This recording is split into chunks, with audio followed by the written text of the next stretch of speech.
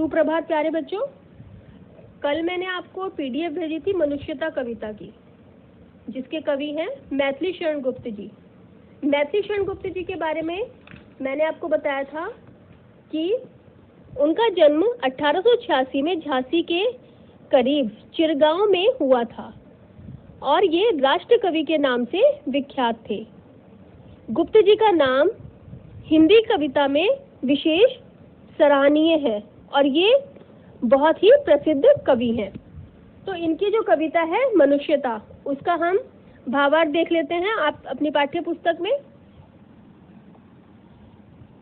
प्रस्तुत पाठ में कवि मैथिली शरण गुप्त ने सही अर्थों में मनुष्य किसे कहते हैं उसे बताया है।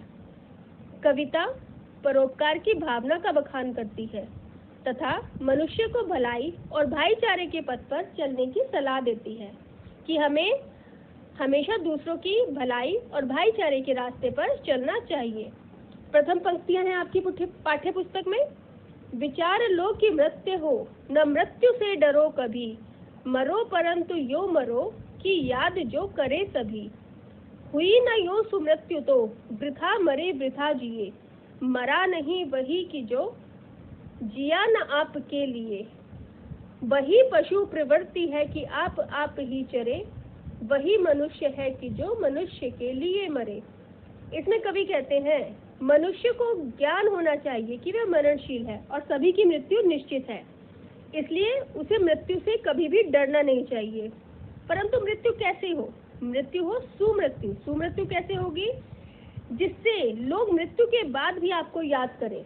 आप अपने जीवन में, अपने जीवन काल में ऐसे कार्य करें कि आपके मरने के बाद भी आप याद किए जाएं। कवि के अनुसार ऐसे व्यक्ति का जीना या मरना व्यर्थ है। ऐसे व्यक्ति का जीना बेकार है जो सिर्फ अपने लिए जीता है। अपने लिए तो पशु भी जीते हैं और ऐसे व्यक्ति पशुओं के समान ही है। असल मनुष्य तो वही है जो दूसरों की भलाई के लिए जिए और उनके भलाई करे। ऐसे व्यक्तियों को लोग मृत्यु के बाद भी याद करते हैं और जो सिर्फ अपने लिए जीते हैं उन्हें कोई भी याद नहीं करता। उनका जीवन पशु तुल्य है। उसी उदार की कथा सरस्वती बखानती, उसी उदार से धरा कृतार्थ भाव मानती। उसी उदार की सदा सजीव कीर्ति पूजती, तथा उसी उदार को समस्त सृष्टि पूजती।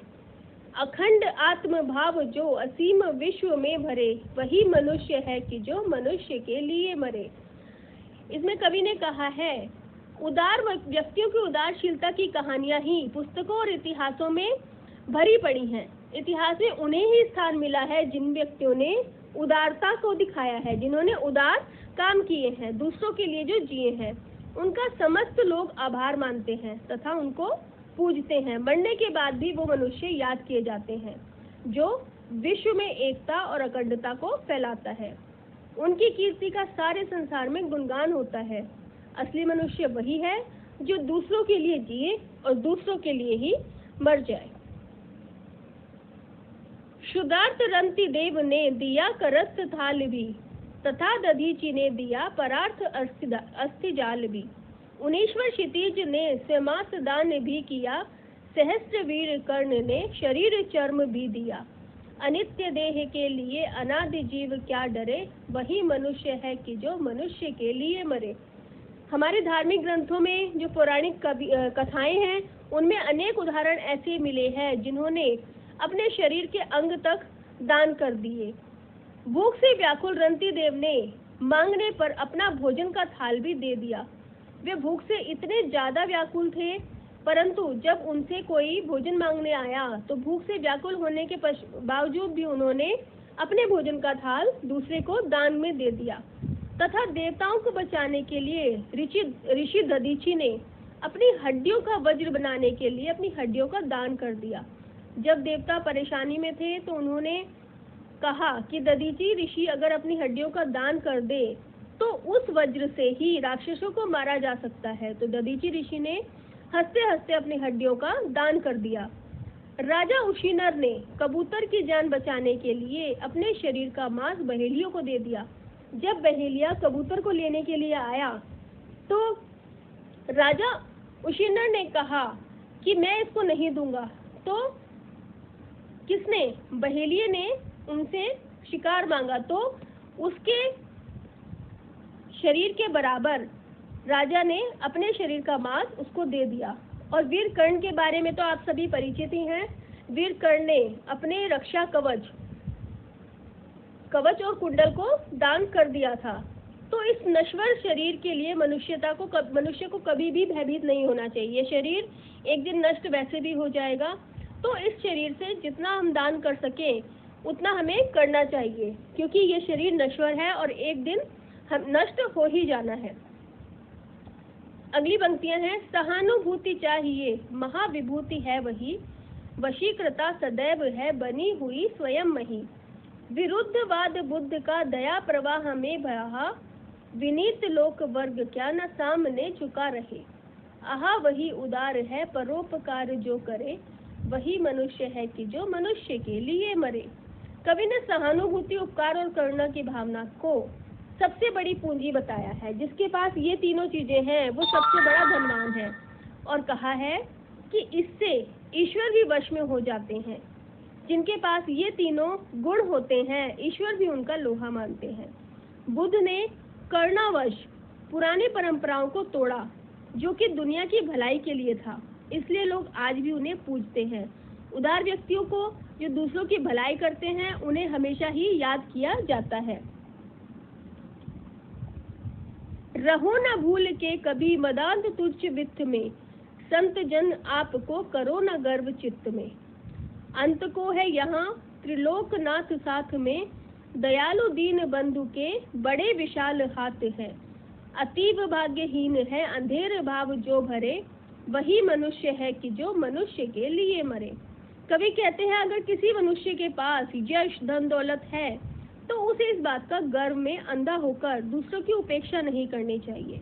धन तो आनी जानी चीज है, आज है कल नहीं है, क्योंकि इस संसार में कोई भी अनाथ नहीं है। जिसने भी जन्म लिया है उसका कोई ना कोई सहारा अवश्य होता है, और ईश्वर तो सबके साथ होता है। ईश्वर का हाथ सभी के सर पर है। ईश्वर को अपने सभी भक्तों की चिंता है। प्रभु के रहते भी जो व्याकुल है, जिसको ये नहीं पता कि ईश्वर उनके साथ है, तो वह बड़ा ही भाग्यहीन है जो ईश्वर की महत्ता को नहीं समझता।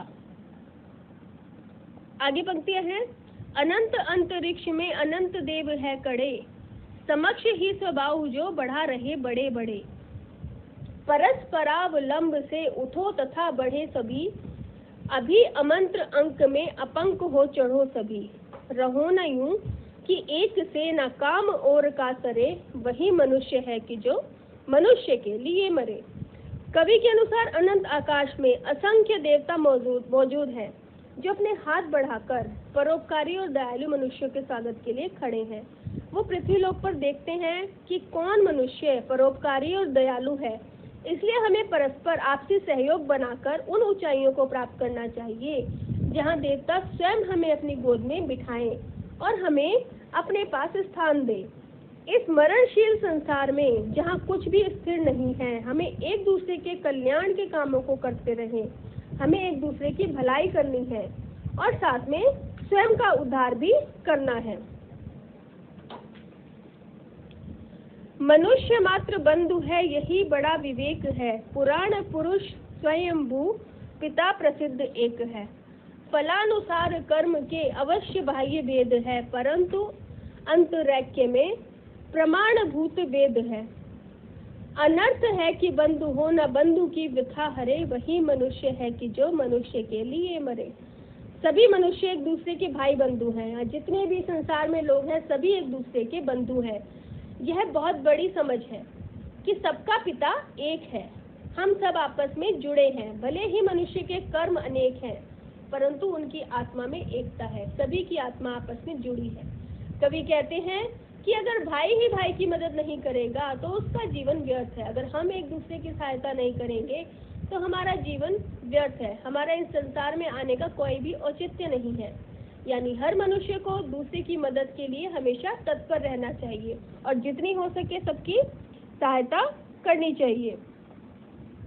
अंतिम पंक्तियां हैं, चलो अभिष्ट मार्ग में सहस्त्र खेलते हुए, विपत्ति विप्र जो पड़े उन्हें ढकेलते हुए, घटे न हेल मेल हाँ, बढ़े न भिन्नता कभी, अतर्क एक पंथ के सतर्क पंथ हो सभी।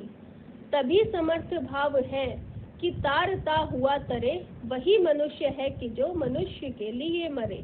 अंतिम पंक्तियों में कवि मनुष्य को कहता है कि अपने इच्छित मार्ग, जिस मार्ग पर चलने की आपकी इच्छा है, उस पर प्रसन्नता पूर्वक हंसते खेलते चलो और रास्ते में जो बाधा पड़े उन्हें हटाते हुए आगे बढ़ो। परंतु इसमें मनुष्य को ये बात भी ध्यान रखनी चाहिए कि हमें आपसी सामंजस्य न घटे, हमें दूसरे से सामंजस्य बना के आगे बढ़ना है, किसी से भेदभाव ना बढ़े।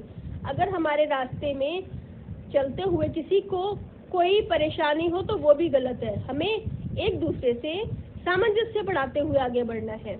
जब तक हम एक दूसरे के दुखों को दूर करते हुए आगे नहीं बढ़ेंगे, तब तक हमारी सतर्कता, समर्थता सिद्ध नहीं होगी और समाज की भी उन्नति होगी।